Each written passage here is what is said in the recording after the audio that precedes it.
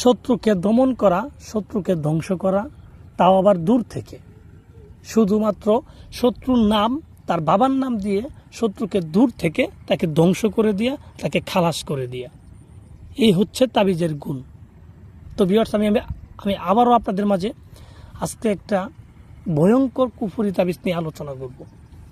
এটা এতটাই ভয়ঙ্কর যে এই ছোট্ট একটা তাবিজ একটা শত্রুর জীবন কেড়ে নিতে পারবে। যদি আপনি চান, সে যদি প্রকৃতপক্ষে আপনার শত্রু হয়ে থাকে, তাহলে তার জীবন আপনি কেড়ে নিতে পারবেন এই ছোট্ট একটা তাবিজ দিয়ে। তো কাজটা আমি যতটা সহজ বলছি ততটা সহজ না।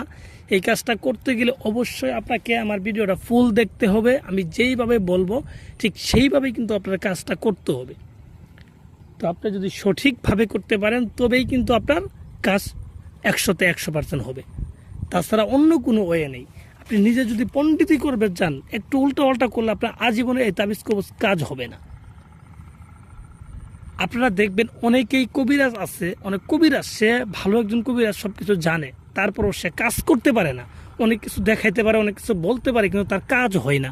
এর কারণ হচ্ছে উনি বেশি পণ্ডিতি করতে চান। তবে যে নিয়ম আছে সেগুলো সম্পূর্ণ ফলো করে না, তার মনের মতো করে, তার সুবিধা মতো কাজ করে। তো তাদেরকে বলছি, আপনারা যদি আজীবন নিজের সুবিধা মতো কাজ করতে চান, তাহলে আজীবন আপনার কাজ হবে না।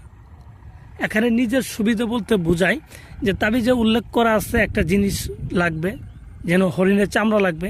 তো আপনি হরিণের চামড়া ম্যানেজ করতে একটু কঠিন, এর জন্য আপনি অন্য কিছু দিয়ে ব্যবহার করলেন, অন্য কিছু চামড়া ব্যবহার করলেন। আপনার আজীবনে কাজ হবে না, আপনার পরিশ্রম বৃথা, আপনার টাকা পয়সা সব বৃথা।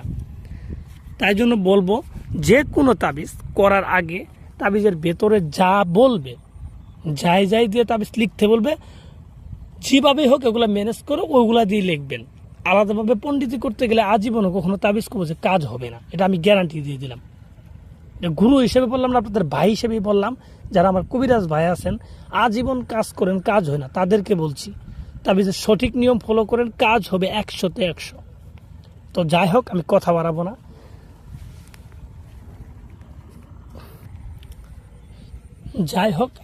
বাড়াবো না। কিভাবে আপনারা এটা করলে 100-তে 100% কাজ হবে সেটাই আমি বলে দিচ্ছি। আপনারা আমার নিয়মটা ফলো করেন। তো যারা প্রকৃতপক্ষে বিপদগ্রস্ত আছেন, যারা প্রকৃতপক্ষে এটা করতে চান, তাদেরকে বলছি, যারা অসহায় হয়ে করতে চান তাদেরকে বলছি আমার ভিডিওটা ফুল দেখেন, আমার কথাগুলো শুনেন। প্রথমত তাবিজের ছকটা ভালোভাবে বুঝেন, কোন জায়গায় কি লেখা আছে। বুঝার পর আপনাকে যে কোনো একটা মঙ্গলবারের দিন রাত্রে 11টা থেকে 12টার ভিতরে এই তাবিজটা আপনি লিখে শেষ করতে হবে। 11টা থেকে 12টার ভিতরে তাবিজটা লিখে শেষ করতে হবে। এর জন্য যাইতে হবে যে কোনো একটা কবরস্থানে গিয়ে আপনি যে কোনো এক কোণে একটা আসন সাজাবেন, কালো কাপড় বিছাইয়া, সামনে আগরবাতি মোমবাতি এগুলো ধরাই নেবেন।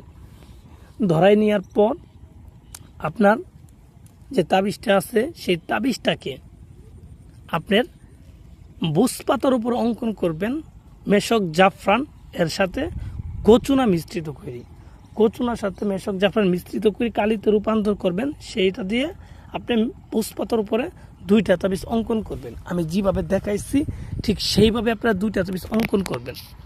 অঙ্কন করার পর তাবিজের নিচে যাকে ক্ষতিটা করতে চান, যে শত্রুকে ক্ষতি করতে চান, তার নাম এবং তার বাবার নাম লিখে দিবেন। সে যদি মেয়ে হয় তাহলে তার নাম, তার মায়ের নাম লিখে দিবেন। এইভাবে 2টা তাবিজেই নামগুলো সঠিকভাবে লিখে দিবেন।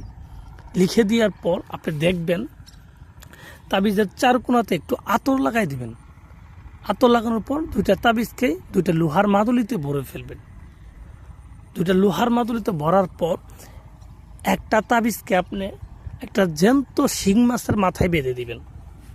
জ্যান্ত শিং মাছের মাথায় বেঁধে দিয়ে সেটাকে নদীতে ছেড়ে দিবেন। আরেকটা তাবিজ যে আপনার কাছে থাকবে, সেই তাবিজটাকে আপনি যে কোনো একটা কুকুরও গলায় বেঁধে দিবেন। কুকুরও গলায় বাঁধবেন, এবং সে শত্রু যদি মেয়ে হয় তাহলে মাদি কুকুরের গলায় বাঁধবেন, আর শত্রু যদি ছেলে হয় তাহলে ছেলে কুকুরের গলায় বাঁধবেন। এইভাবে আপনাকে 2টা তাবিজের কাজ সম্পূর্ণ করবেন। করার পর আপনারা কোনো কিছু করতে হবে না, শুধু অপেক্ষা করবেন মাত্র 3টা দিনের জন্য। এই 3 দিনের ভিতরে আশা করি আপনার কাঙ্ক্ষিত ফলাফল আপনি পেয়ে যাবেন এবং যা আশা করবেন তার থেকে বেশি কিছু পেয়ে যাবেন। তো ভিউয়ার্স, আশা করি বুঝতে পারতেছেন, আর যেখানে বুঝেন নাই অবশ্যই কমেন্ট বক্সে দিবেন।